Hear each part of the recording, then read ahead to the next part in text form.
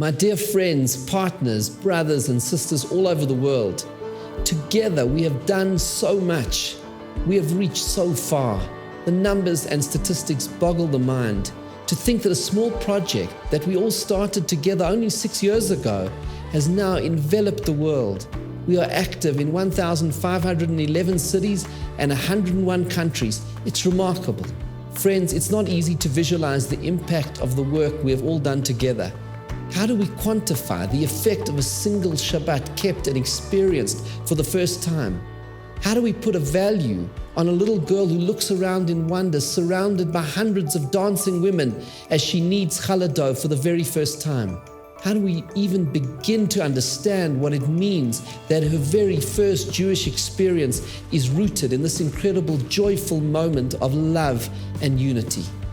I'm not sure. I don't know how we quantify the value of these moments.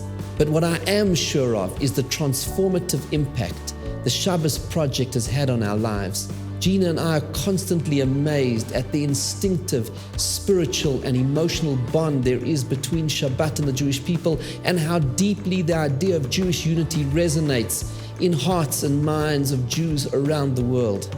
And the other thing I can be sure of is the sincerity and beauty of the stories that continue to pour in from you, our beloved partners all over the world.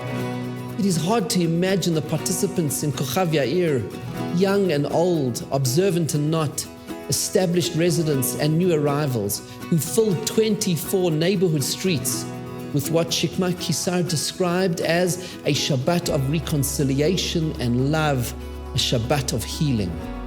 But perhaps it's easier to imagine the 25 prison inmates who prepared and baked challah at a prison in the Sharon. Efrat Relbrook explains the difficulty of getting all the ingredients and implements needed through the security checks. She explains how they decorated the place the best they could, and finally, the overwhelming outpouring of emotion and connection as many kneaded, braided, and baked challah for the very first time. Perhaps it's easier still to imagine how in Kiryat Motzkin, just north of Haifa, Shabbat brought together 20 families for a full 25-hour Shabbaton at the Tel Chai hostel. The families connecting over meals, fun activities, learning sessions, and Shabbat services, uncovering so much common ground and forging friendships for life.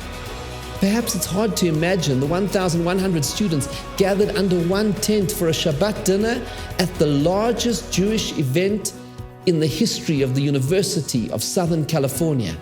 But easier still to picture the 50 BBYO teenagers who observed a fully immersive 25-hour Shabbat experience in Detroit.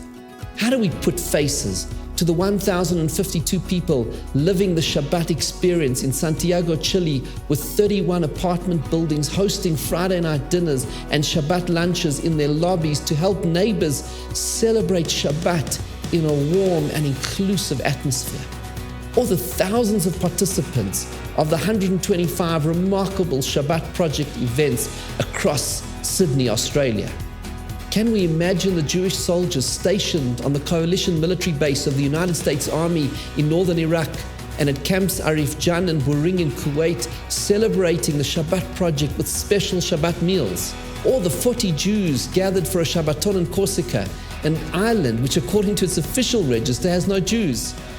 Friends, as we set out once more to bring Shabbat to the Jewish world on the 15th and 16th of November, let's be energized by these stories and the many thousands more that each of you can tell, big or small, broad or deep. We cannot begin to imagine or quantify their impact.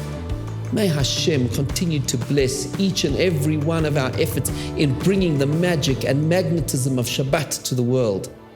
Thank you for your partnership, your friendship, and your leadership, which, with Hashem's blessings, has made all of this possible.